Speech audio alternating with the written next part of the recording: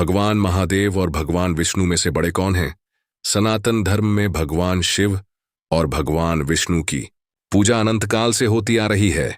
दोनों ही परम शक्तिशाली देवता हैं, लेकिन अक्सर एक प्रश्न भक्तों के मन में आता है, इन दोनों में से बड़ा कौन है? क्या कोई एक दूसरे से श्रेष्ठ है या फिर यह तुलना ही व्यर्थ है? इस प्रश्न का उत्तर पाने के लिए हमें वेदों, पुराणों और शास्त्रों की गहराई में जाना होगा। भगवान शिव और भगवान विष्णु का स्वरूप और महत्व। भगवान शिव को आदि योगी, संहारकर्ता और तपस्वी कहा जाता है। वे सृजन, पालन और संहार की प्रक्रिया में महत्वपूर्ण भूमिका निभाते हैं। त्रिशूल, डमरू और रुद्राक्ष की माला धारण करने वाले भगवान शिव कैलाश पर्वत पर निवास करते हैं और उनके गले में वासुकी नाग सुशोभित रहता है। उनके तीसरे नेत्र से संहार की अग्नि प्रकट होती है, जिससे संपूर्ण ब्रह्मांड प्रभावित हो सकता है।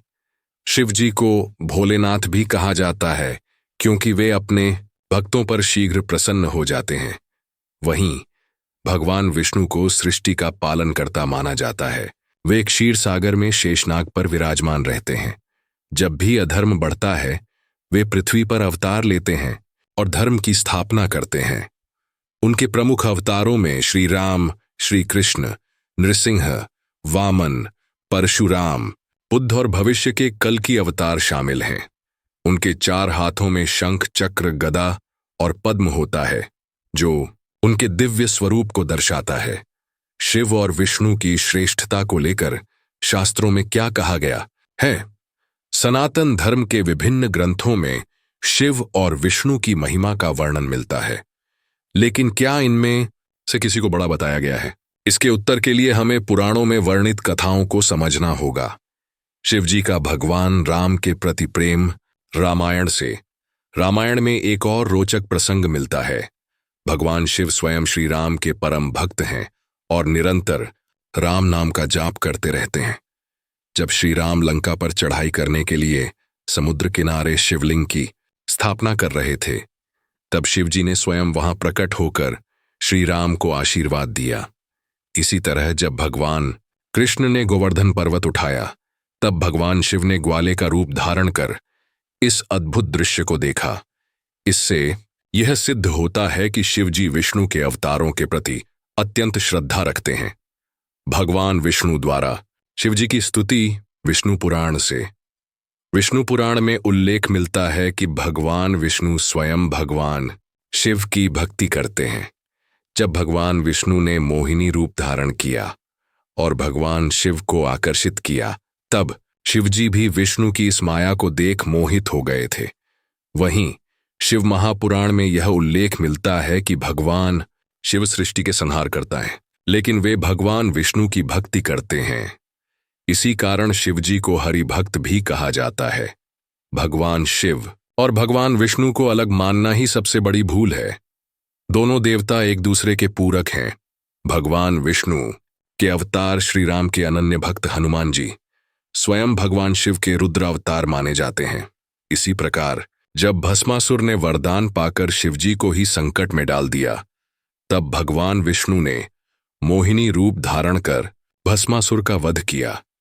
इससे यह सिद्ध होता है कि जब भी संकट आता है, शिव और विष्णु एक दूसरे की सहायता करते हैं। क्या भगवान शिव और विष्णु एक ही हैं? सनातन धर्म में अद्वैतवाद की अवधारणा है, जिसके अनुसार संपूर्ण ब्रह्मांड एक ही परम तत्व से उत्पन्न हुआ है। भगवान शिव और भगवान विष्णु वास्तव में एक ही शक्ति के 2 रूप हैं। भगवान विष्णु के बिना शिव अधूरे हैं और भगवान शिव के बिना विष्णु। यही कारण है कि शिवलिंग के आधार में विष्णु की मूर्ति होती है और विष्णु की पूजा के दौरान शिव जी का ध्यान किया जाता है। एक बार भगवान ब्रह्मा और भगवान विष्णु के बीच यह विवाद उत्पन्न हुआ कि उनमें से बड़ा कौन है। दोनों अपनी श्रेष्ठता सिद्ध करने लगे। तभी उनके सामने एक विशाल अग्निस्तंभ प्रकट हुआ। उस स्तंभ का न तो आदि था और न अंत। भगवान विष्णु ने वराह रूप धारण किया और अग्निस्तंभ के आधार की खोज में नीचे चले गए, जबकि भगवान ब्रह्मा हंस का रूप लेकर ऊपरी छोर की खोज में ऊपर उड़ चले। विष्णु जी ने बहुत प्रयास किया, लेकिन उन्हें स्तंभ का अंत नहीं मिला और उन्होंने अपनी हार स्वीकार कर ली। वहीं ब्रह्मा जी ने झूठ का सहारा लेकर कहा कि उन्हें स्तंभ का अंत मिल गया है। यह सुनकर वो निराकार शिव बोले और उन्होंने ब्रह्मा जी को झूठ बोलने के लिए दंड स्वरूप उनकी पूजा का अंत कर दिया। इस कथा से यह स्पष्ट होता है कि भगवान शिव अनंत और असीम हैं। लेकिन यदि भगवान शिव इतने श्रेष्ठ हैं तो वे स्वयं भगवान विष्णु को अपना आराध्य क्यों मानते हैं और भगवान विष्णु स्वयं महादेव की आराधना क्यों करते हैं? इसका उत्तर हमें इस बात में मिलता है कि जिन्हें हम मानव रूप में महादेव मानते हैं उनके ऊपर भी कोई शक्ति है और वह है शिवलिंग। जैसे भगवान विष्णु के 3 स्वरूप माने जाते हैं, विष्णु, महाविष्णु और निराकार परब्रह्म, वैसे ही शिव का निराकार स्वरूप शिवलिंग है। शिवलिंग ही वह शक्ति है जिसे अनंत नामों से जाना जाता है, महादेव, शिव, सदाशिव और अनेक अन्य नामों से। जिस प्रकार शिवलिंग से भगवान विष्णु प्रकट हुए थे, वैसे ही शिव भी उसी शक्ति से प्रकट हुए।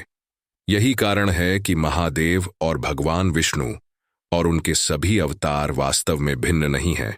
वे एक ही परम शक्ति के अंश हैं जो उस निराकार स्वरूप से उत्पन्न हुए हैं। हम भगवान विष्णु के जिस तीसरे रूप को निराकार परब्रह्म कहते हैं, वही वह निराकार शक्ति है जिसे हम शिवलिंग के नाम से जानते हैं। यह एक ही निराकार तत्व है जिसकी शक्ति की कोई सीमा नहीं। वही राम हैं, वही कृष्ण हैं, वही विष्णु और महादेव हैं। मुस्लिम उन्हें अल्लाह के रूप में पूजते हैं और ईसा मसीह अपने पिता कहकर जिसकी बात करते हैं वह भी वही हैं। किसी भी धर्म के पास इसकी संपूर्ण समझ नहीं है, लेकिन हमारा सनातन धर्म ही ऐसा है जो इस परब्रह्म को पूरी तरह समझ सकता है। हम जल क्यों चढ़ाते हैं शिवलिंग पर? क्योंकि यह वही अनंत ऊर्जा का प्रतीक है जिससे संपूर्ण सृष्टि उत्पन्न हुई है।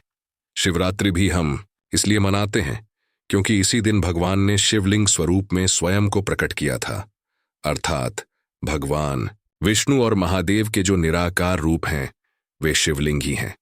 बस हम भगवान की माया को समझ नहीं पाते और उनकी भिन्न भिन्न रूपों में आराधना करते हैं। लेकिन सत्य यह है कि वे सभी एक ही परब्रह्म से प्रकट हुए हैं और अंततः सभी उसी में विलीन हो जाते हैं।